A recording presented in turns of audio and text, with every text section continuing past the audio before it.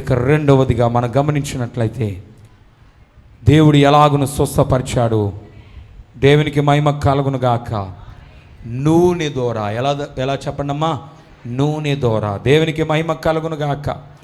Mark సువార్త 6వ అధ్యాయము 12వ వచనము, కాగా వారు బయలుదేరి మారు మనసు పొందవలనని ప్రకటించుచు అనేక దయ్యములు వెలగొట్టుచు నూనె రాచి అనేక రోగులను స్వస్థపరచుచుండిరి. దేవునికి స్తోత్ర. ఎలా చెప్పండమ్మా? రెండవదిగా దేవుడు నూనె వాడమన్నాడు. హల్లెలూయా. దేవునికి మహిమ కలుగునుగాక. నూనె దేవుడిచ్చినది. దేవుని బిడ్డలారా, ఇక్కడ నూనె రాసి ప్రార్థన చేయమని దేవుడు తెలివిచ్చాడు. నూనె ఒక రోగిని స్వస్థపరచుటకు ఏర్పాటు చేయబడింది. దేవుని బిడ్డలారా, అవును, ఈ రోజున వాక్యాన్ని వింటున్న వాళ్ళారా, అందుచేతనే బైబిల్ మిషన్ ఈ ముదునూరు పాడు స్వస్థతశాలలో జానయ్య గారు నూనె ఏర్పాటు చేశారు. వచ్చిన వారందరికీ నూనె పోయుట, ఇళ్ళకి వెళ్ళినప్పుడు నూనె రాసుకుంటానికి ఒలీవల నూనె. ఏ నూనె చెప్పండమ్మా? ఒలీవల నూనె. దేవునికి స్తోత్ర. నూనె పోయుట. దేవుని బిడ్డలారా, ఒక ఆయన ఫోన్ చేశాడు నాకు, జాన్ పాల్ గారా? అవును, నేను జాన్ పాల్ గారిని. మీరే జాన్ పాల్ గారా? అవును, నేనే జాన్ పాల్ గారిని. ఏమండి, మీ స్వస్థశాలలో నూనె పోసి ప్రార్థన చేస్తారేంటి? నూనె రాస్తారేమిటి? నూనె అమ్ముతారేమిటి? దేవుని బిడ్డలారా, నేనన్నాను, సారా ఏమి అమ్మట్లేదు కదా, పేడ అమ్మట్లేదు కదా, ఏ నీకెందుకు? బైబిల్లో ఉన్నట్టు నేను చేస్తున్నాను. ఎందులో ఉన్నట్టు? బైబిల్లో ఉన్నట్టు, దేవుడు చెప్పినట్టు నేను చేస్తున్నాను. నేను తప్పు చేయటం లేదు. దేవునికి స్తోత్ర. దేవుడు తైలమును పూసి నూనె పూసి ప్రార్థన చేయమన్నాడు. నువ్వెవడు అడగడానికి? సిగ్గుందా నీకు? బుద్ధుందా నీకు? దేవుని బిడ్డలారా, ఈ రోజున ఇలాంటి వారు తయారవుతున్నారు. దేవుని బిడ్డలారా, వాక్యాన్ని వింటున్న వాళ్ళారా, నువ్వేం చేసుకుంటావు చేసుకో. నేను దేవుడు చెప్పినట్టుగా నూనె పోసి ప్రార్థన చేస్తాను. హల్లెలూయా, హల్లెలూయా. దేవునికి మహిమ కలుగునుగాక. దేవుని బిడ్డలారా, నూనె పోసి ప్రార్థన చేయమని వాక్య గ్రంథంలో లేదా? నూనె పోసి ప్రార్థన చేయమని వాక్యము చెప్పడం లేదా? మార్కు 6:13లో అనేక దయ్యములు వెలగొట్టుచు నూనె రాచి అనేక రోగులను స్వస్థపరిచిరి. హల్లెలూయా. దేవుని బిడ్డలారా, ఈ రోజున బుద్ధి లేని వారు, తెలివి తక్కువ వారు, దేవుడంటే వ్యతిరేకమైన వారు ఇలా మాట్లాడుతున్నారు. కానీ వాక్య ప్రకారంగా మనం చేయుచున్నాం. యాకోబు గ్రంథము పత్రిక 5వ అధ్యాయము 14వ వచనం చదువుకుందాము.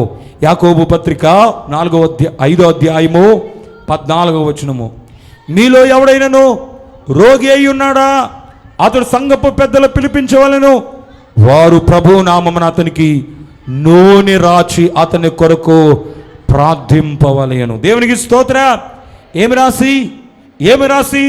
నూనె రాసి. దేవునికి స్తోత్ర. దేవునికి మహిమ కలుగునుగాక. నూనె పోసి ప్రార్థించవలను. దేవుని బిడ్డలారా, అవును, దేవుడు నూనె రాయమన్నాడు. నూనె, ఈ నూనె ఆ రోజుల్లో వాడిన నూనె. ఏ నూనె? ఒలీవల తైలము. దేవునికి స్తోత్ర. ఏంటి చెప్పండమ్మా? ఒలీవల తైలము. దేవునికి స్తోత్ర. ఏ నూనె చెప్పండమ్మా? కొబ్బరి నూనె కాదు. ఏ నూనె చెప్పండి? ఒలీవల తైలము. దేవునికి స్తోత్ర. ఈరోజు అందరి దగ్గరికి ఉండాల్సింది కొబ్బరి నూనె కాదు. ఏ నూనె చెప్పండమ్మా? ఒలీవల నూనె. అదే యేసు ప్రభువారు వాడారు. అదే యేసు ప్రభువారు ఆ రోజుల్లో రాశారు. దేవునికి స్తోత్ర. అదే శిష్యులైన వారు వాడుతున్నారు. దేవుని బిడ్డలారా, వాక్యాన్ని వింటున్న వాళ్ళారా, ఒలీవల నూనె ఈ రోజున మనం గమనించినట్లయితే దీనికి పెట్టబడిన పేరేమిటంటే తైలము. ఏం చెప్పండమ్మా? తైలము. నూనె అంటే వంటల్లో వేసుకుంటారు, తలకు రాసుకుంటారు. ఆ నూనె కాదు ఇది. ఏం చెప్పండమ్మా? ఇది తైలము. దేవునికి స్తోత్ర. దేవునికి మహిమ కలుగునుగాక. దేవుని వాక్యాన్ని వింటున్న వాళ్ళారా, ఈ యొక్క ఒలీవల తైలము అంటారు. ఒలీవల తైలము పోసి ప్రార్థన చేయుట, ఇదే గొప్ప ఆశీర్వాదము. దేవునికి స్తోత్ర. 15వ వచనములో వాక్య గ్రంథములో యాకోబు పత్రిక 5వ అధ్యాయము 15వ వచనం, విశ్వాసరహితమైన ప్రార్థన ఆ రోగిని స్వస్థపరచును. ప్రభు అతను లేపును. అతడు పాపము చేసిన వాడైతే పాప క్షమాపణందును. దేవునికి స్తోత్రం, దేవునికి మహిమ కలుగును గాక. దేవుని బిడ్డలారా, అతడు ఒప్పుకున్నట్లయితే ఆ యొక్క ప్రార్థన అతని మీదకు వస్తుంది. ఈ రోజున దేవుని బిడ్డలారా, వాక్యాన్ని వింటున్న వాళ్ళారా, నీకు స్వస్థత ఉందా? తైలముతో నీవు ప్రార్థన చేసుకుంటున్నావా? ప్రతిదినము ఒలివల నూనెతో సులుగుతూ వేసుకోవాలి, నీ గుమ్మాలకు రాసుకోవాలి. ఎక్కడ నీకు బలహీనత ఉందో అక్కడ నీవు రాసుకుని సులుగుతూ వేసుకుని ప్రార్థన చేసుకోవాలి. దేవునికి స్తోత్ర. దేవుని బిడ్డలారా, దేవునికి అసాధ్యమైనది ఏదీ లేదు. దేవునికి సమస్తము సాధ్యమే. దేవునికి స్తోత్ర, దేవునికి మహిమ కలుగును గాక. దేవుడు అద్భుతాలు చేయువాడు, ఆశ్చర్య కార్యములతో నింపువాడు, అద్భుతాలు చేయువాడు. ఒక రోజున ఒక ఆమె 3 గంటలకు ఫోన్ చేసింది. ఆమె ఎన్ని గంటలకి? 3 గంటలకి.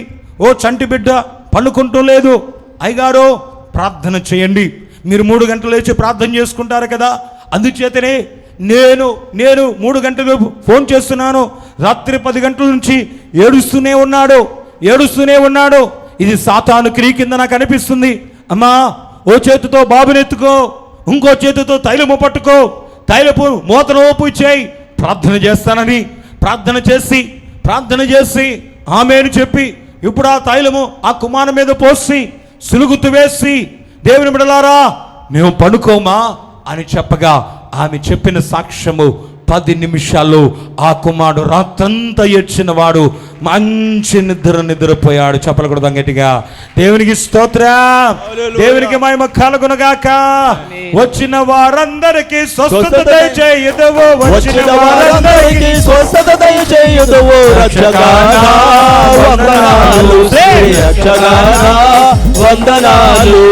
అప్పుడును ఎప్పుడును వైద్యుడవే, అప్పుడును ఎప్పుడును వైద్యుడవే. రక్షకానా వందనాలు, రక్షకానా వందనాలు, రక్షకానా వందనాలు. హల్లెలూయా, హల్లెలూయా. మొదటి పద్ధతి చేతుల నుంచి ప్రార్థన చేయటం మన శాలలో ఉందా లేదా? రెండవ పద్ధతి తైలము పోయిట మన శాలలో ఉందా లేదా? దేవునికి స్తోత్రం. జానయ్య గారు ఇంటికి వెళ్ళిన తర్వాత మీరు ప్రార్థన చేసుకోవాలని ఒలీవల తైలపు నూనె ఏర్పాటు చేశారు. చెప్పకూడదు గట్టిగా. దేవునికి స్తోత్రం, దేవునికి మహిమ కలుగును గాక. ఒలీవల తైలము వేరు, కొబ్బరి నూనె వేరు. దేవునికి స్తోత్రం. మనం కొబ్బరి నూనె తీసుకోవాలా, ఒలీవల నూనె తీసుకోవాలా? అందరూ చెప్పాలి. ఒలీవల ప్రార్థన తైలం. దేవునికి స్తోత్రం. దేవా, ఇదిగో తండ్రి, జానయ్య గారికి చెప్పించి నీవు ఇక్కడ ప్రారంభింపచేసి నీ స్వస్థత శాలను బట్టి నీకు వందనాలు. ఈ ముదనూరుపాడు స్వస్థత శాలను బట్టి నీకు స్తోత్రములు.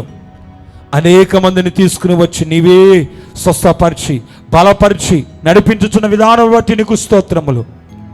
7, 14, 21 వారములు చేసిన ప్రతి ఒక్క బిడ్డను ముట్టి స్వస్థపరచండి. ప్రతి బలహీనత నుంచి విడుదల దయచేయండి, అనారోగ్యం నుంచి విడుదల దయచేయండి. సంపూర్ణ స్వస్థత, ఆరోగ్యము, ఆశీర్వాదము నీ బిడ్డలకు ఇచ్చి నీవే బలపరచమని.